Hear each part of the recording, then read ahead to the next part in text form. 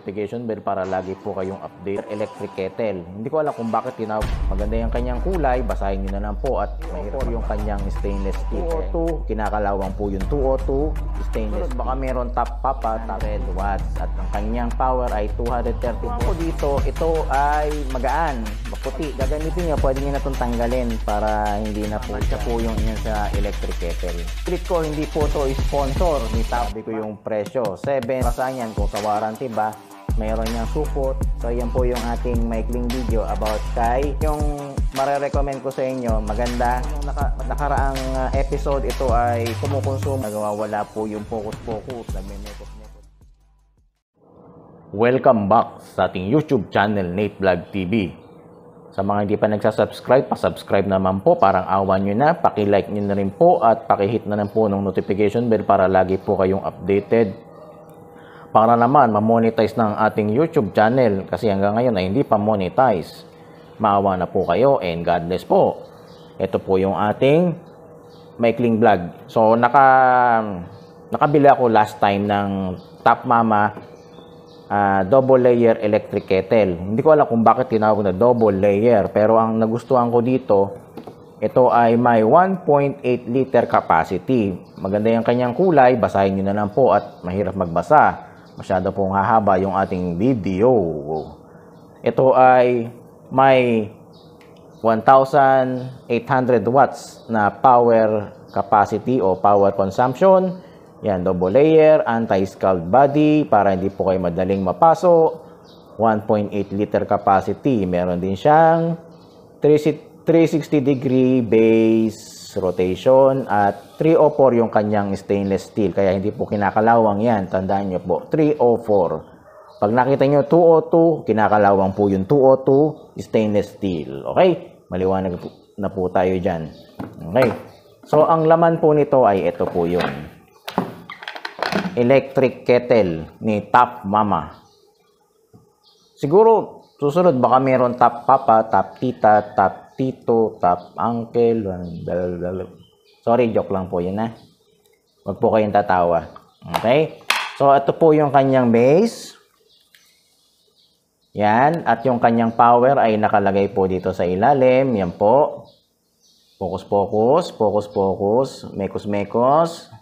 Ano ma? Focus, focus. Huwag kang mag-mekos-mekos camera. 1,800 watts. At ang kanyang power ay 230 volts AC. 60 Hz. Yung kanyang power cycle. Okay, maliwanag na po tayo dyan. Made in China. Yan. Kaya wag po tayo mga away. Yan. Friends po natin yan. Yan. Okay. So, ito yung specification din sa ilalim niya. Ang nagustuhan ko dito, ito ay magaan, maputi.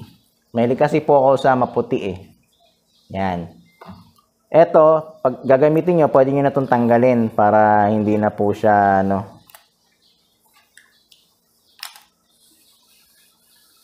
magmancha doon sa kettle nyo. Yan, tanggalin nyo na po yung sticker. Kasi pag tumagal po yan, magmamantsa po yung iyan sa electric kettle.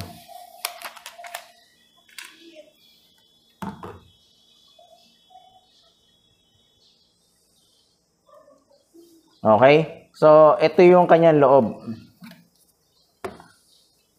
Basa na po yung loob niya kasi nagamit na po namin. So, ito po ay inuulit ko, hindi po ito sponsor ni Top Mama. Ito po ay sarili ko pong budget ang pinambili ko dito. Pero basa na po yung aming countertop. Kaya kailangan ko na magpunas. So, kung bibili kayo nito sa halagang 750, hindi pala 1,000. Sorry. So, makakatipid kayo. Sinabi ko yung presyo. 750. Saan ko to nabili? Buksan natin yung kanyang box. So, meron siyang barcode. Hindi ko alam kung para saan yan, kung sa warranty ba. Meron niyang support. Meron siyang warranty slip at saka yung kanyang user's manual. Ito po yun. At yung resibo. Kung di po kayo naniniwala, Ang pinambayad ko, 1,000. Sinuklian ako. Yan po yung presyo niya. 750. Saan ko to nabili? Shoutout kay Sabers Appliances sa may Paso de Blas. Yan po yung ating maikling video about kay Top Mama Electric Kettle. Okay? So, ito yung marerecommend ko sa inyo. Maganda. Matipid sa kuryente. Mabilis siya mag-init. Kasi ito, na-vlog ko nung nakaraang episode, ito ay kumukonsumo ng 1,800 watts. Kaya niya magpainit ng 1 litrong tubig sa loob ng 6 na minuto. So, Top Mama. Top Mama ang ating brand. Okay, Top Mama. Baka naman. Okay po. So, sana nagustuhan nyo yung ating maikling video. At see you in my next vlog. So, sa mga unboxing natin, ingat po and God bless. Bye-bye.